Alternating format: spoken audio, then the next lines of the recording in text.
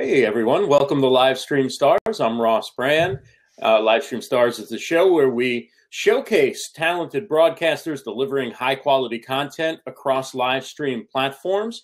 And Livestream Stars is brought to you by Livestream Universe. Check it out at livestreamuniverse.com. And we have a great month of February of guests scheduled. Rebecca Radice is going to be coming up next week, then Vincenzo Landino, Kim Reynolds from Social Media Examiner, and Mark Babbitt. And then next month, we keep it going. Aaron Kilby, Jay Baer, Brian Fanzo, and Jennifer Hoverstad. And who better to start off this run of great guests than one of my favorite people in social media.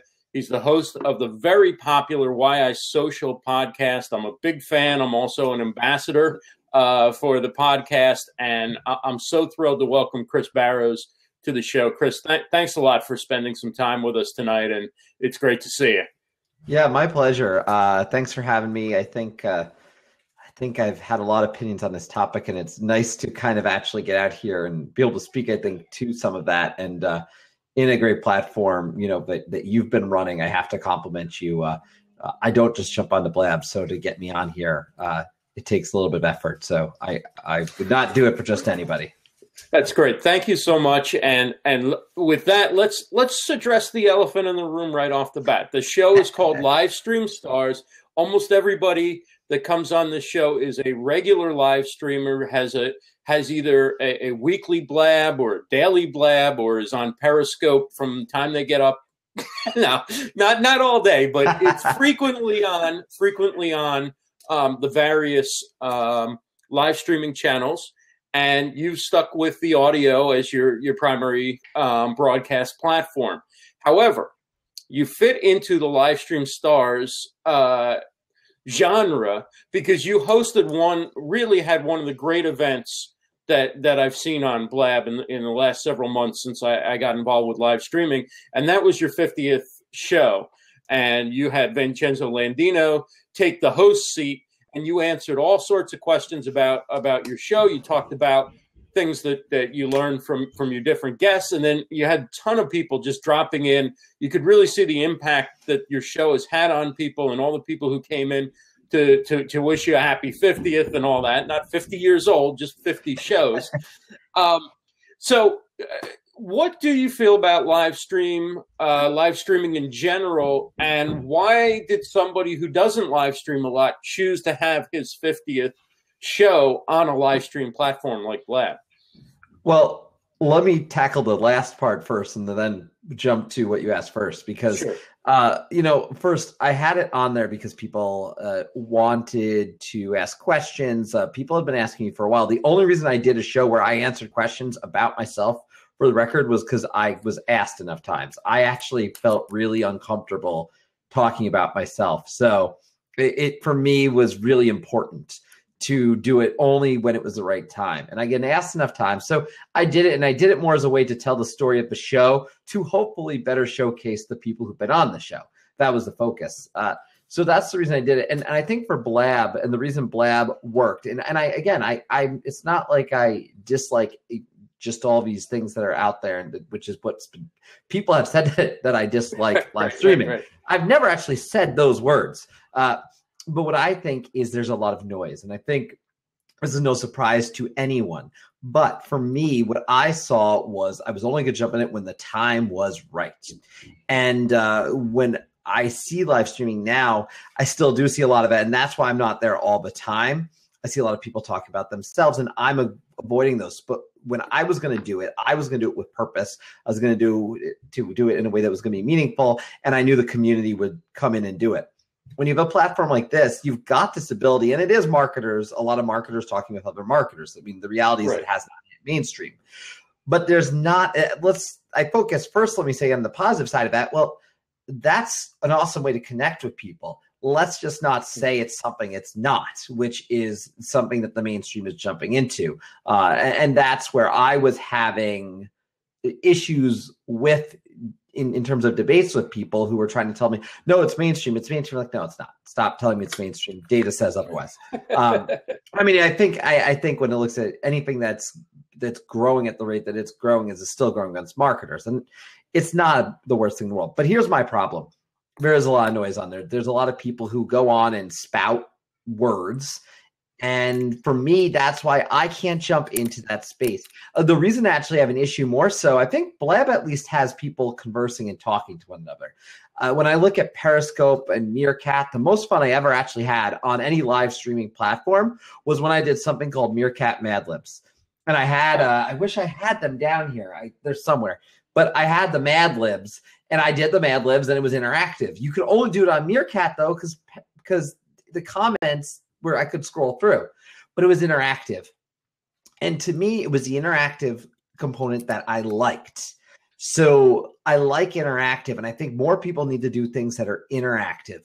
And in that sense, I mean, completely focus on that. And I'm not saying you can't do tutorials on Periscope or live stream, but I don't believe most of them are effective. I think most people from who I've talked to, one, that you've got tools like Lynda that often a lot of works pay for. You've got YouTube. Right.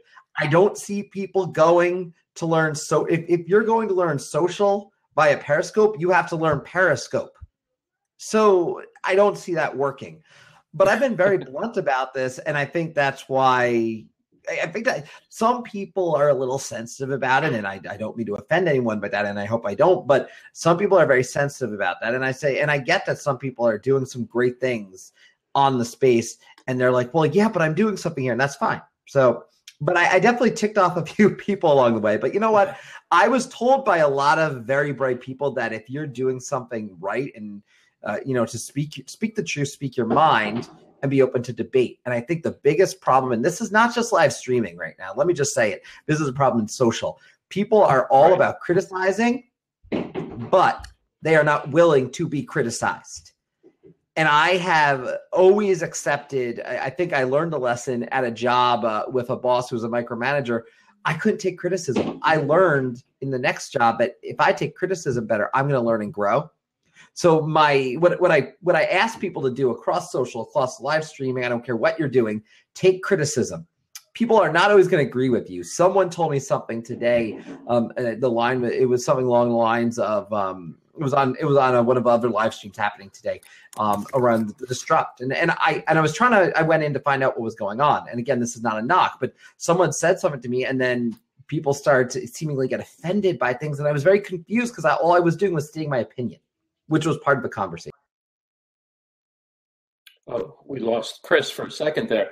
While he dials back in, I'll just mention that we have to remember that social media is media, and this isn't unique. The fact that people who criticize are very sensitive, this is something which is, huge in the mainstream media, in the traditional, broadcast and print journalism media, where, columnists and opinion people can really criticize others, and then somebody objects to something that they wrote, and they're often the most sensitive people. So a lot of that has moved over into social media, and now because social media includes live streaming, it's moved into live streaming. Chris, no, I can't hear you yet. So the seat is open. You can just dial back in. There you are. Okay. All right, I'm back. Sorry, but I guess what I was trying to say is I think people are sensitive, and I understand it, and that's fine. But learn to take criticism. We're in a space where we're all constantly trying to do new things, and some of the best people, and this is the reason I have a podcast, some of the best people you don't see on social all the time, and I swear to God, they go online, and people are like, oh, it's so good to see you. Where you been? And I'm like, and I see them, I say, and I almost want to jump life, right? Yeah, I'm like, they've been working because they may not have an agency like some of these great people out there who are doing hard work, but their jobs might be living on social, other people's aren't. So just respect. Right. I think we have to learn to respect each other, and the fact that some of us are working 9 to 5s, and that's, social is a supplemental fun thing that we like to do. And as I said when you were getting back on, this isn't unique to social media. This is true of traditional media too. The columnists who, will kill somebody's performance or this or that, and they get criticized for, one sentence of their article wasn't right or something, and they're most sensitive people. So, I mean, this has been not unique to social media or to live stream, but this has been a part of media, whether broadcast, print, writers, people, broadcasters, all sorts of, entertainers, whatever, all tend to have very strong opinions and like to really put it out there, and then often are very sensitive themselves. And, it's not easy when you're in the public eye, whether that's, doing a blab in front of a few people, or you're doing something in front of tens of thousands or whatever. But you're right. There's too much sensitivity within social media to where it seems like it has to be everybody cheering for everybody, or, oh my God, you violated some sort of sacred code. Yeah. And again, I try to, and then I think there's a difference, and I don't know how. I think that people have very mixed views on this, but there's people who view, there's constructive criticism, and then there's being negative, and some people don't know what that difference is. I think there is, I don't think it's a bad thing to try and say, hey, why did you do this? I was in a conversation the other day, and we were trying, and someone used a kind of an auto service that said thank you and said thanks for engaging, but the person never engaged. It was just a mention with someone else. And and the question was, why do you use this? I'm wondering, it's trying to learn. It's not it's not meant to be insulting. Some people may say that's not a good idea to do, but I view, and I want to constantly learn why people do things. It's it's important. I think we can all learn from one another. Doing that, right? That you might not be aware of. Maybe it's something you should do. Yeah. Obviously, it's not something that many of us are a fan of, but yet there's tons of people who are doing it. So, well, I make the mention, there's like, for example, KP Kelly. I do not agree with a lot of things KP Kelly does, but I respect KP Kelly in a sense here, because he at least comes out and has conversations with people. He's talking to people, and he'll defend his way. He'll defend what he does to no end in terms of the auto DM conversation I've had with him many times. So I can respect someone like that. Whereas, with someone who's not going to listen at all, I have a harder time respecting that. But, again, I believe in socials here for relationships. That's why I like it. That's why, to me, you and I hung out because of Social Road Trip. I love that, and so I think in the end, there's so much wonderful things that can happen that we need to be able to have a sense of humor, Right. That's how I operate. Not everyone has to. I don't expect the world to agree with me. The world would be boring if we all agreed with each other, for what it's worth. Right.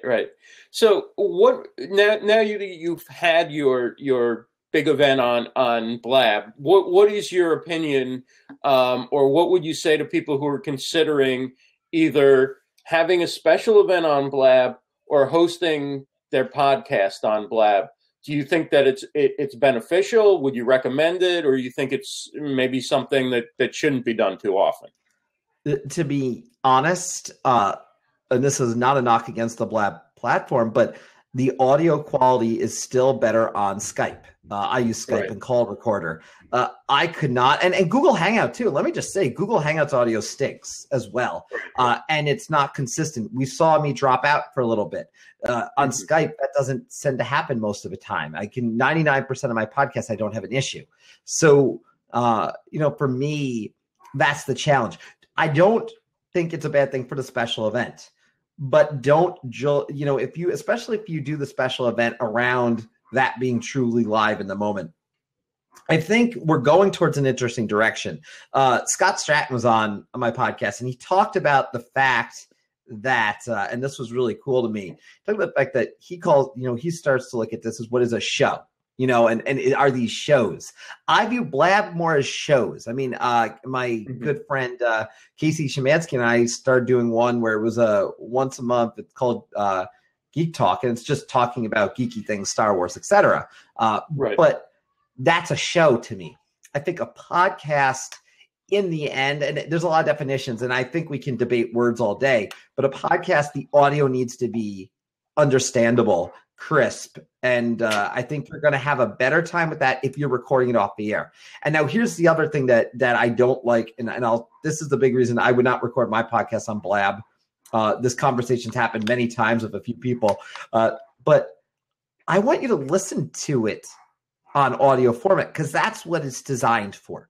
If it was a video podcast, keyword video podcast, that's okay. Right. Then I'm saying let's watch the video.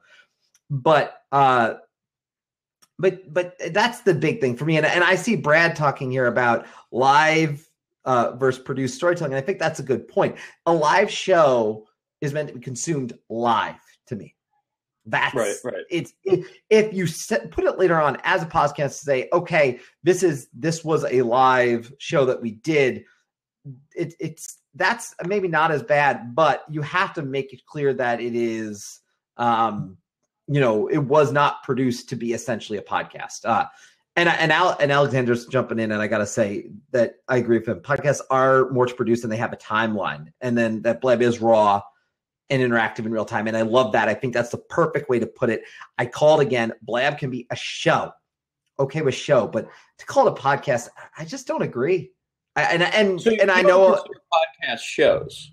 I mean, because a podcast isn't a show. I mean, it's basically an abbreviated radio show, or it could be a long form radio show, depending. But most people keep it, to 25 minutes to 45 minutes, that kind of thing. So, I mean, that is a show, right?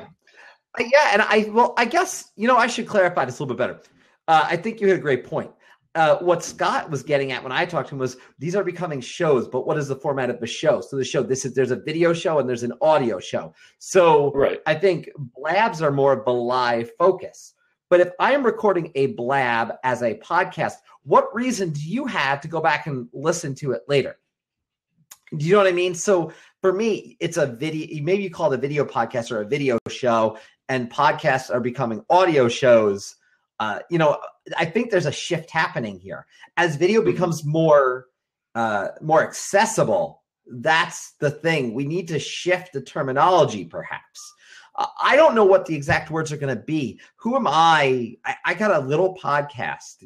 I am not the person to tell you what we're going to call these things. But it's a pretty popular podcast, and you got a lot of fans.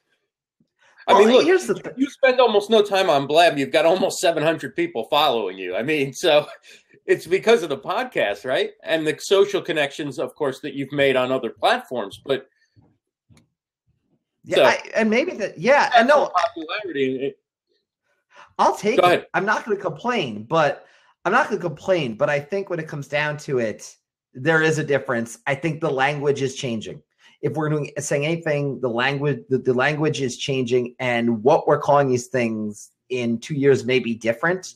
But I think the audio focus, and this is where I am focused. So keep this in mind. If you've heard me say this before, Ross, I say focus over FOMO. I don't care about the newest thing. Meavy came out. I saw people rushing to Meavy. Meavy's going to do this. I'm like, no, just stop. You were just gushing about Periscope. What's happening on Periscope? I'm going to stay in the audio world. And I'm staying in the audio world because I believe people are consuming audio at a more reasonable and logical rate. And I think that I don't have to watch the video. I can go on the go. I can just listen to audio. So whereas if it's video, like I couldn't go back and listen to this nearly as well because I think our facial expressions and my hand motions, my Italian side is coming out here. It tells you something. There's something to that, though. Do you know what I mean? So I think it's a very different world. And yes, I think Meavy is going to that question. So here's what I'm thinking about.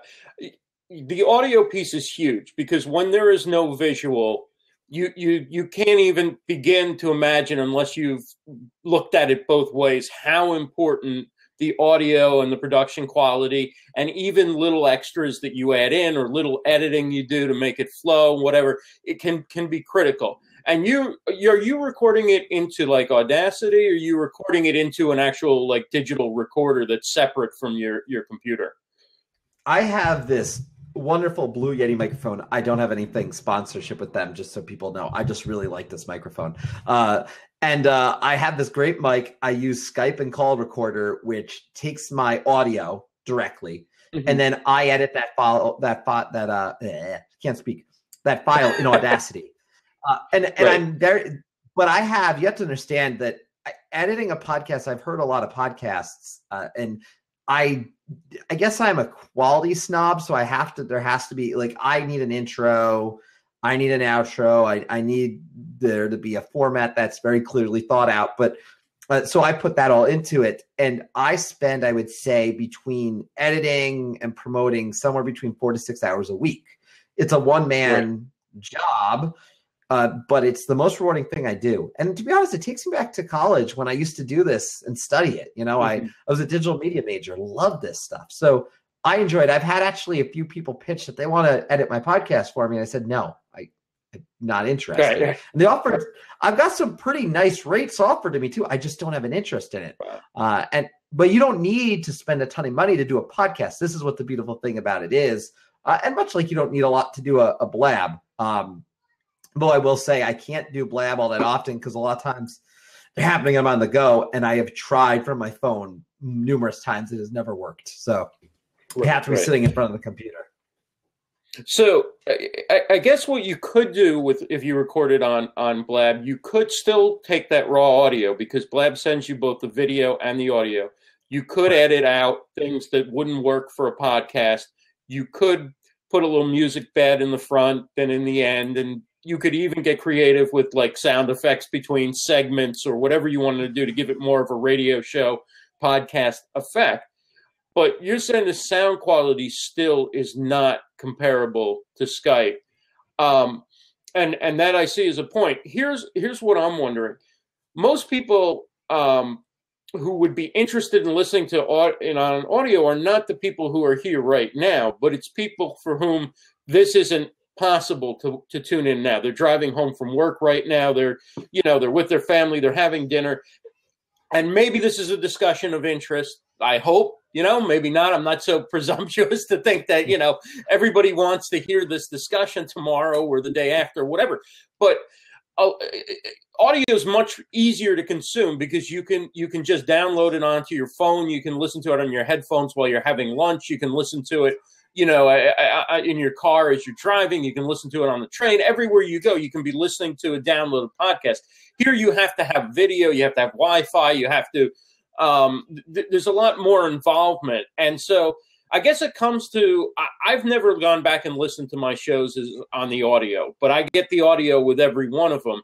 And maybe I should listen and see how it is and then decide if it's something that I might want to do or if Skype is the route if I eventually start doing podcasts at some time. And when you do Skype, do you use video or you don't use video when you're doing the interview? You keep everybody sort of strictly in the audio mindset. On occasion I do video if the connection's good. I find it's better when you just keep it audio because you're not trying to add additional push on everyone's computer. Right. And sometimes it's nice to see people's lips moving while you're recording. Especially if you have two people. Like I saw Cody was in here. I had Cody and his lovely wife on, and that probably could have been really useful to do, I think, in that video way. And I don't actually remember if we did it in video or not. Cody might actually remember. But it's nice to, I think we did. But I think to see both people when they're going to talk, that's very beneficial. But I will say this, just to go to one point that you're talking about, I think the key thing here is edited or produced. To me, a podcast is not just dumping the audio. And I won't name anybody, but I have seen podcasts out there that they just took the audio from somewhere else and said, okay, this is a podcast, and I'm like, no, that's not the same. And if you're Gary Vee, you might be able to get away with that. But, I think that's important. So that's just, I don't know. That's just, it could be, again, I think there's that potential, but I think the audio quality is not there. And I want for me personally, again, this is personal opinion. I want the first look of everything to be the first listen, I should say, to be on audio. That's where my audience is focused. Right. And that's part of my mission statement and my mission plan. So it's different for everyone else. I am not sitting here trying to say this is how it is. There's one way, because that's what people in social who are the people in social who bug me the most are the ones who say my way is the right way, no matter what. There's no other way to do it. And that's just impossible. But again, so I'm not going to do that by any means. Right. And, we've covered some of this, but I think it's a good way to wrap up this specific part of the discussion. Alexander Curtis asks, is audio so important and it must sound somewhat professional sounding, or the audience will not grow. You seem to be coming in on the side of it needs to be professional standing for the audience to grow, or you more just feel like that's the quality of a product you want to be associated with, regardless of, whether that's necessary to have an audience.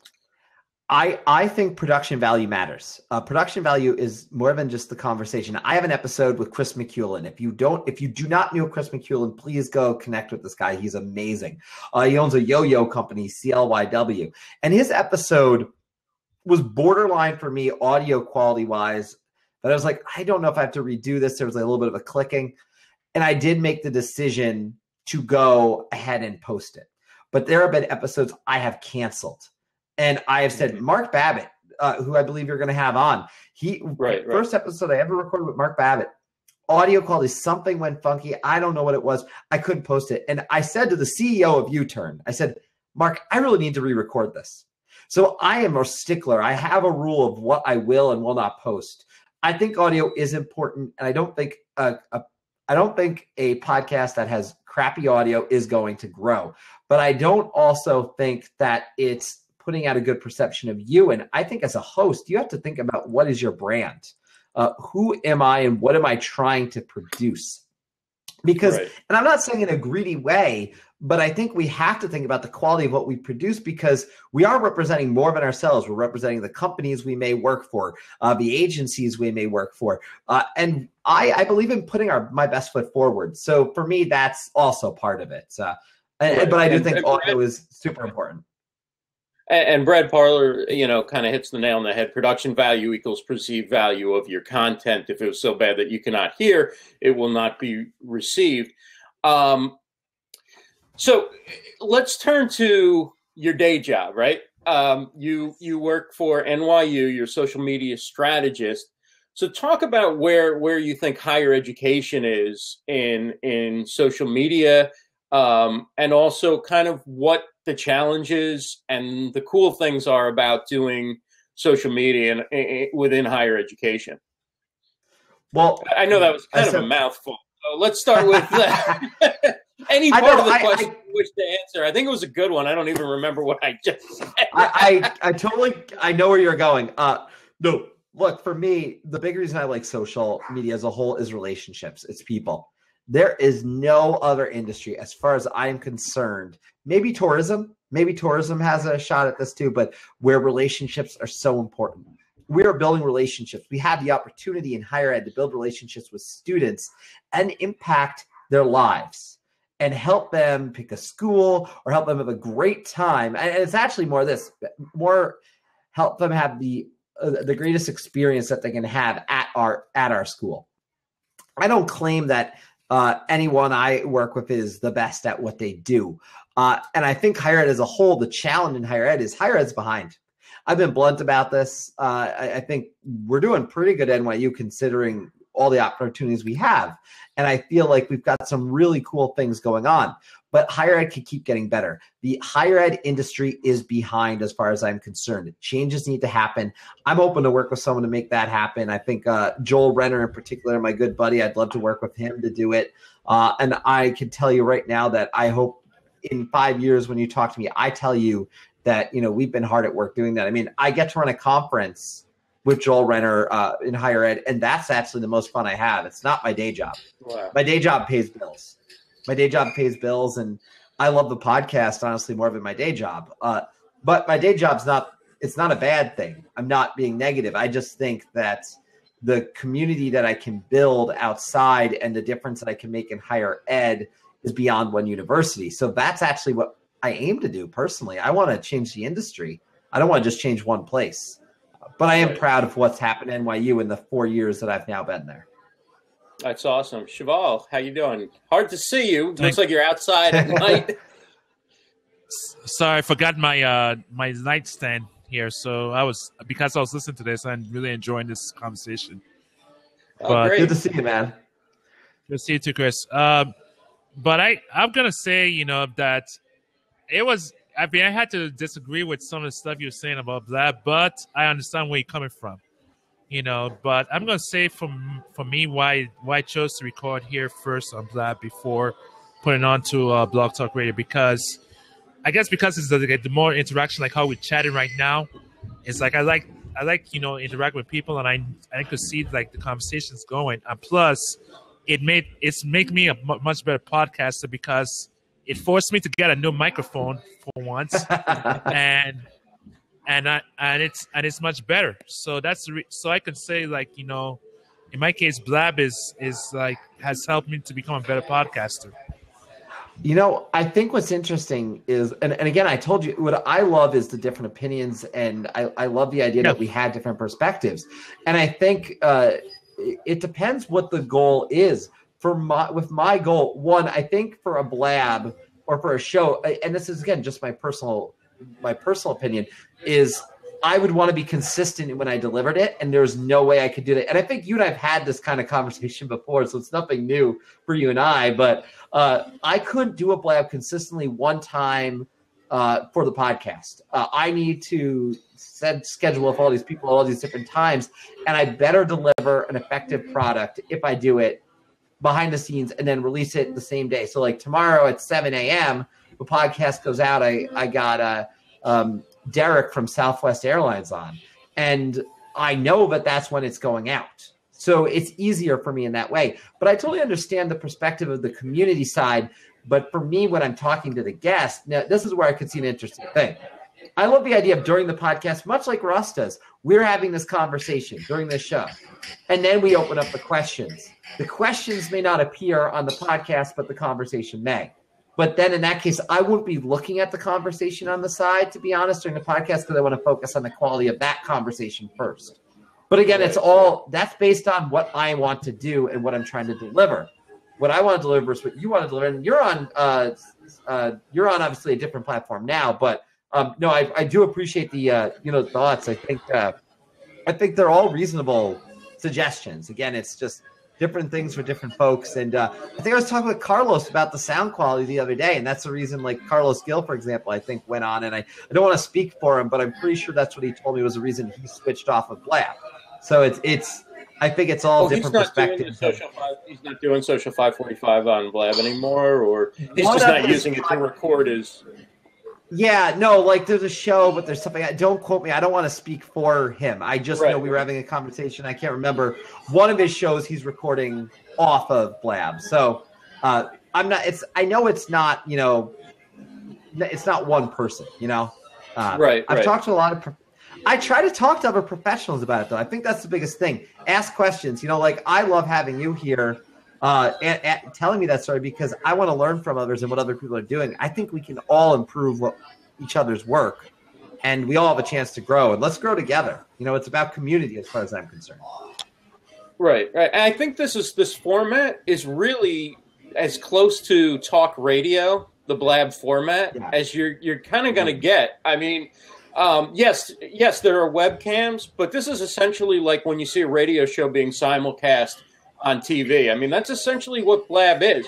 There's no video rolling. There's no, there's nothing going on but us talking, which is essentially what's happening in radio. So I think, it's interesting how podcasting is almost its own sort of unique genre.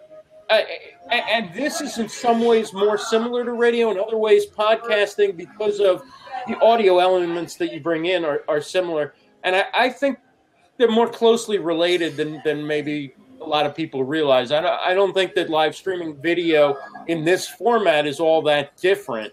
It's just when you don't have the video and you can't be distracted by looking at people's facial expressions and reactions and all that, you realize how important good audio sounds. I mean, I hear music in the background where Cheval is. It doesn't at all hurt this show on a video show. In an audio show, it might be very disoriented, but in a video show, it doesn't matter and you don't need to mute anything, whatever. Chris, you probably can articulate this from all the shows why that is, but that's the heart of the issue, right? That the sound quality doesn't have to be as good in video because you can see who's talking, you can see where people are coming from. Go ahead. And I would add that I think what's interesting is I think if you have a talk radio style show, Blab can work. As long as you have the audience there to have that conversation. Again, I don't know. I find it harder again to go and click during the middle of the day at work into a Blab, even for a replay, because again, I just think it doesn't work as effectively. So that's why I think the podcast is more consumable or digestible or snackable. You know what I mean? Like, but I think again, there's certainly ways to do it. I like the idea again of the way I do it because it works for me. But I would never go say there's only one way to do it. Think about the format of your show, and that's what I focus on. Think about what you do, and think about what you're trying to accomplish. And if you've set the goal in the beginning, and this is at the heart of social, it's the heart of everything in reality. I don't care what it is. You can't not have a strategy. There's no such thing. There's no such thing as no strategy. Even if you are doing a video, you have a content bucket list of what you want to discuss. To me, there's always strategy somewhere there. And if anyone tells me they don't have a strategy, I say that's problem number one. So, Siobhan, I see Phil, your podcast at the same time on Blab every time. Do you have a certain set schedule, or do you do it when the guest is available and move it around? Well, now I'm about to record it on a consistent time, starting like on Thursdays at 2 p.m. Central Time. After starting next week, because I want to make it consistent. I mean, that's the reason why. I mean, because I want people to know exactly when they can turn into the show, so that they can watch, the quality of guests that's on there. And I think that is important, to have consistency. And to go back to Chris's point, I have to agree with him with, there are different ways to reach your audience, for the better. There's no one way, to succeed in social media. There's different social media platforms that work for different audiences. And the most important key thing is you have to listen to what your audience is looking for or what your clients are looking for. So that's the most important thing there. Tamisha makes a great point. She says there's definitely a snackability appeal with podcasting, and you really can't invite a bunch of people to a Blab and then end in 10 minutes, right? You can snack on on 10 minutes of audio or 5 minutes of audio. Some people even do like a daily podcast that's like a couple of minutes or whatever. You couldn't ask your friends, okay, come join me in Blab. Make sure you're here at 7:00 live. And I'm going to be done at 7:05, whether you like it or not. So don't be late, right? So that's a big difference for those that want to do more micro content with audio, or just want people to be able to listen to it. 5 minutes here, then I pick it back up when I get back into my car, and I listen to another 15 minutes, and so forth. Which again, Blab, if you want to be part of the live experience, it just doesn't really work in bite-sized content.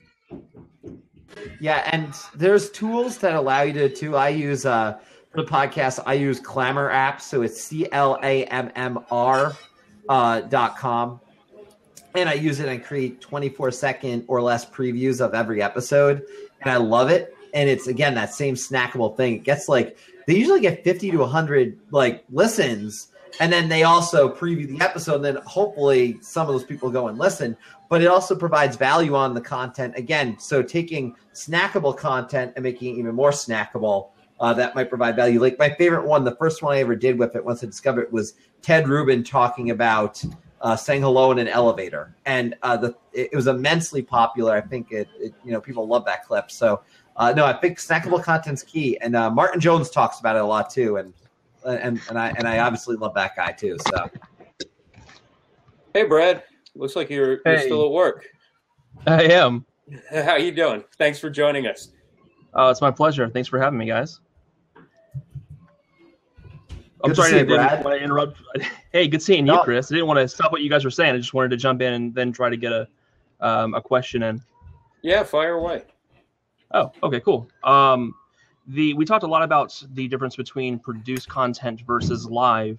What is the Chris and Ross, what do you guys think is the future of the combinations of that and keeping things snackable? And what are you seeing as the ideal for that platform? You know, I can say what I've seen so far is, I think, and I don't know if it's as much the combination side of things.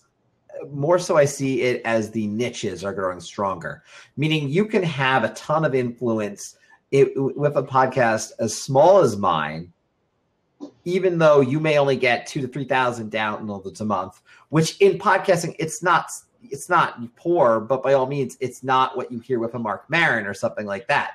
And it can be very effective. So I think these niche communities are starting to come together and be really passionate about things. So I think that's part of it.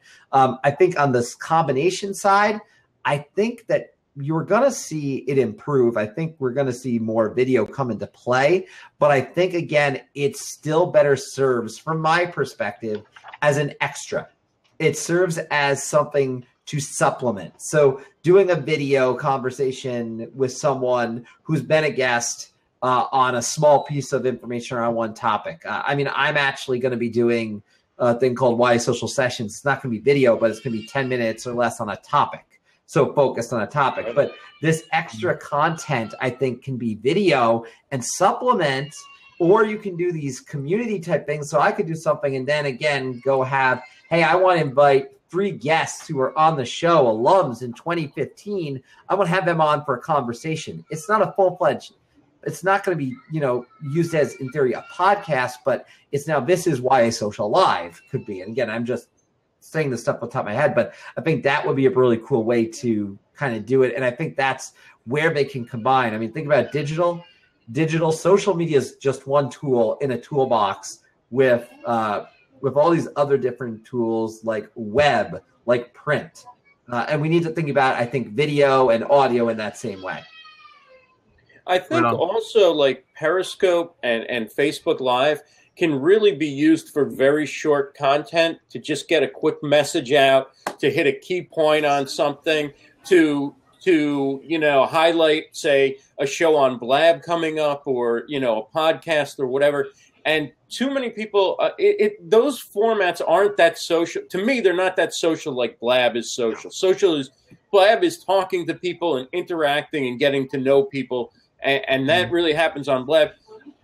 Too many people, I think, go on too long on Periscope, trying to get the hearts, trying to answer every single person that jumps in, and that would be a great place. Just get your message out there.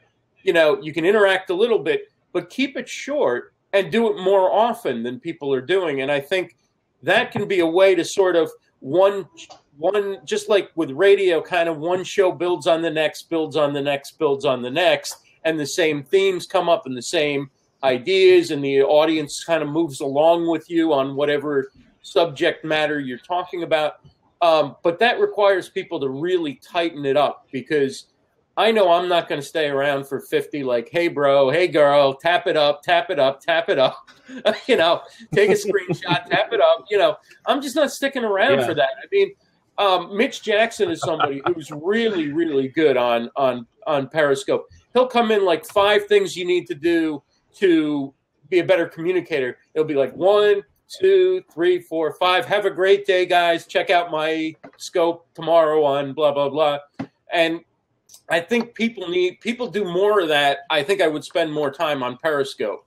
But it's a little too, I think, Chris, you would agree, that's really where things get, self-indulgent, right? Yes. Yeah, and I guess my biggest issue, and this is, again, it's an issue with the entire space, is people get so obsessed with self-promoting. My suggestion to people, I have been, my approach of everything is mostly organic, in the sense of, yes, I promote. I do put out episodes from the YA social handle, etc. I'm not an idiot. I have to do some marketing. But you won't see me on Snapchat talking about my blogs or these other things. My personal Facebook, I don't do that. I actually have kind of unfollowed a lot of people who do self-promotional stuff on personal accounts. And I've actually gone back and questioned, should I have followed some of these people in the first place in these personal places? Because I went there to get to know them. That is my issue. I don't want to see someone doing sponsored stuff in their personal feed. Not interested. And that's where social's going wrong, and we need to fix that. I'm all about, and let me put it this way, there's a lot of good things happening. I want people to share their accomplishments. I don't think there's anything wrong with that. But here's where we can do better. If we cut out I and me, and it was less than 15% of our tweets, at least less than 15%. Go through, look at our tweets, look at our posts. How often are we saying I and me? And find ways where I can say we, or excited for so-and-so. Share with people's joys. I was talking the other day about my good friend Casey, who's a guest on the show, Casey Szymanski. She does a wonderful thing, which is the St. Baldrick's Foundation, and it's raising money for childhood cancer and research and trying to solve this. And for me, that work is incredible. I'd rather share that than my podcast any day of the week on my personal page, and I did. So, and I shared it on my LinkedIn too, which maybe didn't really have a space, but I was supporting a colleague who's in my profession. So I think it works. But I think that's what we need more of. I think we need more people who are willing to say, forget about me for a second. Yes, I'm here, but I want you to learn about someone else. So cut that out and cut out the I and the me and think about the we. A lot of people say that, but don't do it. And that's what's disheartening to me, especially amongst the top influencers in social media, many of whom I don't see them influencing anything. That's the problem. Influence is something special, I think. And I work with a product that does influences Zoom, and quite frankly, they find actual influencers for my podcast, and I use that to create ambassadors. So I get what influence is. You can't just call yourself an influencer and just go around and support any product. I can't jump from this product to this product and say, I'm an influencer. No, earn it, and someone else will call you that. Same thing with an expert and all these other terms. Fred, you jump in on this. He just jumped off. But so I guess, he's back. Zach. Yes. Welcome back, Fred. Listen. Great to see you. Long time no see. So jump in on this as well.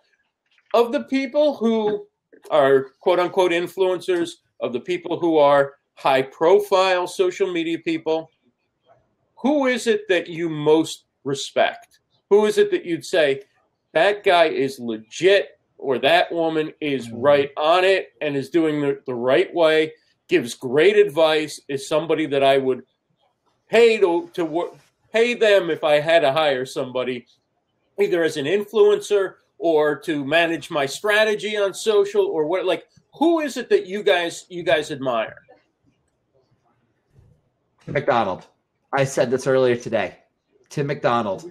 The man is who he says he is. You may not see him on social all the time. He went off social for a month at one point for a good cause. I mean, Tim McDonald is my ultimate mentor because he taught me to keep 2 feet on the ground, that social media superstardom does not equate to outside success in the long run. If you mention most people who are well known on social to people in the industries, they still don't know who they are. So put people first. And I started talking about this idea of people first. I realized after really thinking about what Tim McDonald has taught me. And, I will just say this, my first day at NYU, my first week or two at NYU, I came in and Tim, who had seen me on Twitter, said, hey, saw you start at NYU, which I had not really done much to tweet out. He just saw it on my profile. And he said, hey, let me take you to lunch. That's social. That is what social is. Social is about relationships, building friendships. And there's a business component to it, but the best businesses are building relationships with their customers. So you can learn from people like Tim McDonald. He is the best of the best as far as I'm concerned. He's an awesome guy. Fred, anyone you want to throw, any name you want to throw out there? Yeah, I'm going to promote a guy who maybe not really on a lot of people's radars, maybe one of the most underrated folks on social media. He's doing a lot in Periscope, but his name is Kelly James. And I will link him. It's Kelly James Pro on Twitter. He is someone who I have a deep respect for as far as sales improvement, and he was one of the guys who helped me really get acclimated to public speaking. And he does a lot of stuff with introverts, and he is just an intro. He calls himself an introvert influencer, and so he's a guy who would definitely be get that guy on your radar. Cool. Can I? And I gotta add, there's a gentleman, and I apologize because his name is slipping my name right now, and I'll try and share it with you later, Ross. But there's a gentleman I know, and oh my God, I'm so annoyed that I can't think of his name.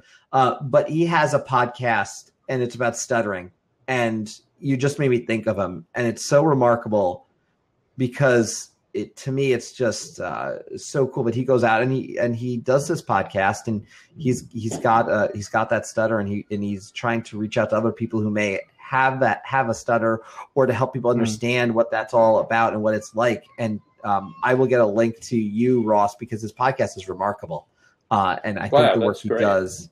Yeah, he's just a remarkable individual. And he does little cartoons about, he's just, I'm a really impressive guy. And I'm so annoyed right now, but I can't think of a name, but I will get that to you for sure. Cause he's a remarkable individual. So Chris, before we wrap up, okay, we've definitely covered here that live streaming isn't going to cure cancer. It's not going to bring about world peace, and for most people, it probably won't make them $10, right? But we also have talked about the value that it has in building connections, and in you can learn, you can teach, you can really become social and get to know people in a way that you couldn't just following them on Twitter. Right. Where do you think it's going as a genre? I mean, do you think that live streaming is going to become the future of social, or do you think it's going to remain a niche that marketers and solopreneurs and coaches and people like that use to, establish their thought leadership and meet some clients and so forth, but not something that the mainstream ever dives into? I don't know if mainstream is going to adopt it in the way that we think. I think in some way it will become mainstream, but not necessarily that they're using it and wanting to follow everything. I think that you saw a really good example of where it came into play last night with Grease Live. I thought that was cool usage of it. Look at that was behind the scenes. People want this look behind the scenes. I think if we can actually go towards creating experiences with it, I don't mean teaching, here's how you Twitter. This is how you use Instagram. I don't mean that kind of stuff. I mean, let's give you a behind the scenes look. So in higher ed, it's giving a tour of your dorm on Periscope, those sort of things. Right. I think we can have a future with that. Will it be more watched than interacted with? I'm not sure. What I think is going to happen is, I don't know if this will happen, but what I hope happens is I hope they insert Facebook Live specifically for groups, things like that, so community can come together. I think the future is these niche groups. Yeah, I think the future is niche groups. I think the fact that, look, I've got an amazing group you're part of it, of Why Social Ambassadors. That group, I can't express what it means to me because the conversations there, the support is remarkable. But that group is powerful. The combined resource that you are for me as friends, more than anything in the end, that's what it's become, is special. And those groups are happening because of things like Slack. So I think those niche groups are the future. I think the broad marketing will still exist, but the power for marketing lies in hitting the people in the niche groups. And live streaming may play a part there, but I think it's hard to predict where it's going. I just think that to adapt it is going to be experience-based and not looking at people's heads. It's nothing to do with people's heads. For the group, you're talking about putting a firewall around it, right? That, the conversations that we have amongst ourselves, we could then have, live stream conversations, but only for the people within the group, not that we're having publicly, so that we could really engage with each other and discuss issues related to the podcast, related to our social media, that we may not be of interest to everybody on Blab, or we may not want to put out there, right? Like, I think that's don't you think that's the next step in the evolution, is that these easy to use tools, not complex tools like Google Plus Hangouts, which is very clunky, but these easy to use tools start being able to use, and I think that's where the monetization for things like Blab are going to come, although they've never said word one about anything like that. Eventually letting businesses use these type of tools and paying to use them for meetings, for interviewing candidates, for all sorts of things where they couldn't do it publicly, right? I mean, do you see something like that coming along with live streaming? I think if it's not Blab, someone's going to take the simplistic format and go with it. I still think Google's crazy for not just for going and making it easier and making it simpler. I think Cody just made the point that Ustream's been in existence for how long? I mean, I think the fact here is we have a chance to use video this is video for community. As far as I look at Blab, there's a community around Blab. It is not mainstream. I'm not saying it's never going to be mainstream. Do I think it's going to be? Maybe not personally, but I think live streaming right now is a wonderful tool for a community. Imagine if you've got a community of ambassadors. You've got someone like Vincent Orlick, who's got his Plexus group, or whomever you're speaking about. Imagine embracing them and putting them all in one room with an easy tool. That's where the power is. And those people will then go out to their channels, share things, and now we got the spread happening. Empower your people in that way. And so we'll see. I am interested in what happens once Android users get Facebook Live. No offense to iOS users, but we're at 48, 47% in reality of Facebook users having it, because Android users make up a huge amount. When all of them have it, what's going to happen? I'm waiting to see. Because there's a lot of us, and I'll tell you, the phones on Android actually have very good cameras, so you could get some cool stuff. But I want to see experience stuff, because the post, and I will stop after this one. I will just say there's a few people I follow on Periscope. This is the only Periscopes I follow in the past, and I don't follow them anymore. But they were just people from Hawaii, and they were streaming live from Hawaii. And I just saw, and that's all I did. That's all I did. I watched them because I like Hawaii and I wanted to experience Hawaii again because I miss it, So I did that. And I literally watched a guy watching birds for an hour. I'm no joke. No joke. I watched bird watching. What's that one? What's the one you now where people watch people sleep? Oh. But yeah, I will. I think. I will see what happens. I want it on Android, and then I'll see what happens on. Then I'll see. I feel like that will be very interesting. And I would like to see Blab. Look, for all the things I've said, I'd like to see Blab. I know that they're working on that in the long run, but I would like to see Blab have an Android app. And when I get that Android app for beta, I know they're working on it. I know, guys, I've heard you before. I would like to try to see what that experience is like from a phone. I had no idea what it's like, though, because I've never used it from a phone because it's never worked. So you can imagine. So, yeah, but again, I'm not all negative. I hope this kind of dismisses some of that, because I think there's a lot, but I'm critical. And I will always be. That's right. Next week, we'll get back to our regular programming of people who love live streaming. I'm just kidding. So NYU comes to you and says, we got a great event. Should we live stream the speech on Periscope? Or, we're going to have a panel. Should we do a blab with them while we have them here? We got 4 high-profile authors who are going to talk about the writing process or whatever, right? And they're going to do a panel and whatever. And should we hop on Blab for a half an hour and have something with them so that alumni can see it around the world, or students who, have class could, ends during the panel, whatever, could watch from their dorm room or something like, would you say that that's a worthwhile investment, or would you say, no, let's keep our live events live, in-person events, and, maybe time will come where we do some virtual events, but let's not mix the two. Like, where do you come out on that? I'm not going to steal Brad's answer, but I totally would say Facebook Live, just because I think that's where the audience is. Look, you don't have to love Facebook, but people are there.